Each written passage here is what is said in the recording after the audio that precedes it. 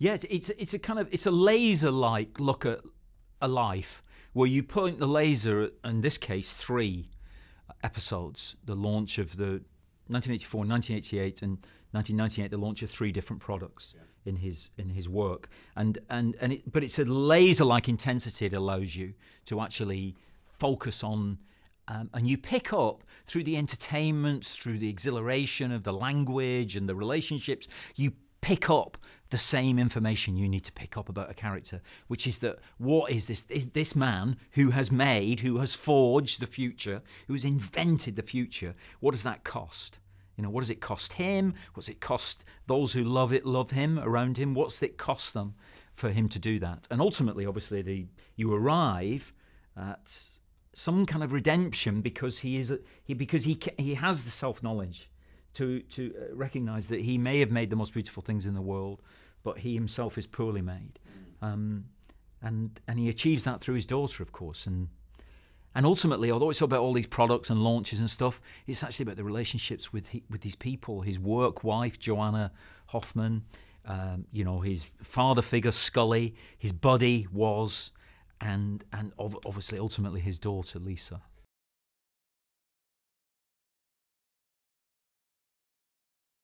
I think what Michael's performance does is that he sets off he lays these depth charges, what I call depth charges, in the part 1 and part 2.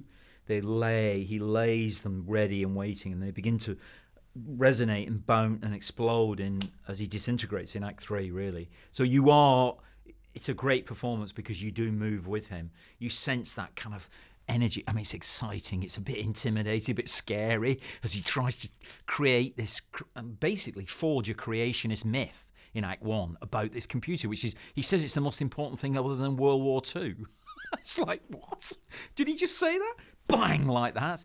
And then he has this river of a subterranean river of intention in Act 2, where you think, what is all this about? It doesn't work. He's launching it, and his intention is revenge on this man, another father figure who he thinks has betrayed him. And then he moves towards achievement, really, in success, and everything you could ever want, except there's something missing, of course, which is to move towards his daughter. So it's got huge changes like that, I think.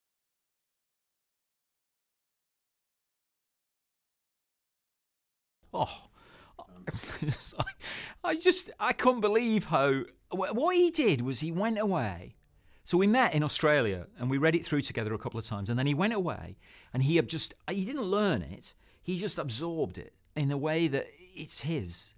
The ownership that he achieves over it is just extraordinary, really. So he doesn't really look like Steve Jobs early on. That's not really the point. We're not doing a biopic. It's not about impersonations, or it's actually about kind of exhibiting the energy, inhabiting the energy of this man, and trying to find his vision. But by the time we got to the 3rd act, it was frightening how like him he'd become. And I was thinking, well, is that because he looks a bit more like him, or is he'd just become him? And he almost it was like speaking in voices in a way. He was him. And I think the other actors felt that as well. And they're all extraordinary in it. They're given wonderful parts, but I think they're all inspired by Michael's commitment to it, and what he'd found in exploring it, really. I never saw him look at the script. We're filming, and we rehearsed separately, that was different, but I never saw him actually have a look at the script on set. And he was never wrong, he never got his lines wrong or anything like that. It's almost like he'd become this voice, really, which is Jobs, really. And I always said, and when I first described it to it, I said it's the sound of his mind. That's actually what the film is. It's the sound of this man's mind. What is going on in that mind, really, that's kind of creating our modern world and how we communicate with each other, how we make sounds to each other, how we connect.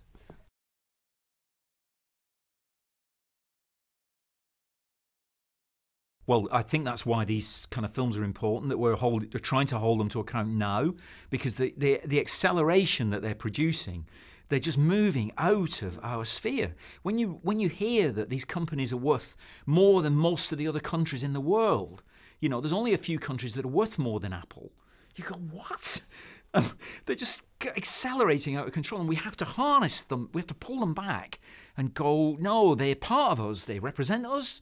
things we believe in, things we aspire to, visions we want to share in, but they're us as well. They're run by people who have terrible faults as well as wonderful attributes, really. And, you know, our freedoms are being negotiated in that crucible of their faults and their achievements, you know. And what are we going to do with it? So you've got to make films like this. And I think I don't know, in 50 years' time, I think they'll still be talking about him, because he'll clearly be he's put the world in our pocket. I mean, that's basically what he did. What you do with that is up to us, and you've got to be constantly vigilant that we're not making huge mistakes in how we use that power, I think.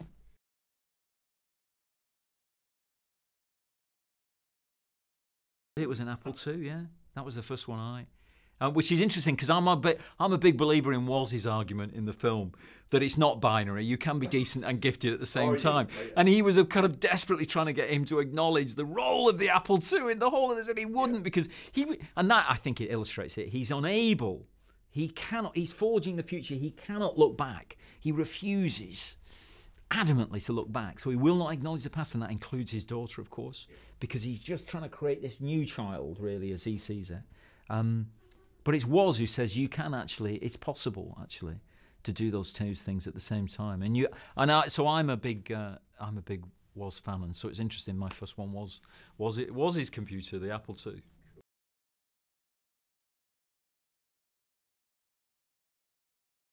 Yes, he's been. He came to rehearsal a couple of times actually and helped us. It certainly helped Aaron a lot in the researching of the project, and he came to see. He's been to see the film a couple of times, really.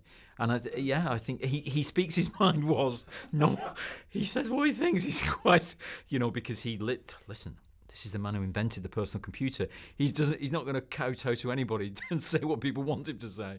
But he was very pleased with it, I think, and I think he should be, because I think Seth's performance of him is beautiful. Actually, there's a decency in the man that Seth gets just spot on. I think. Really nicely, yeah.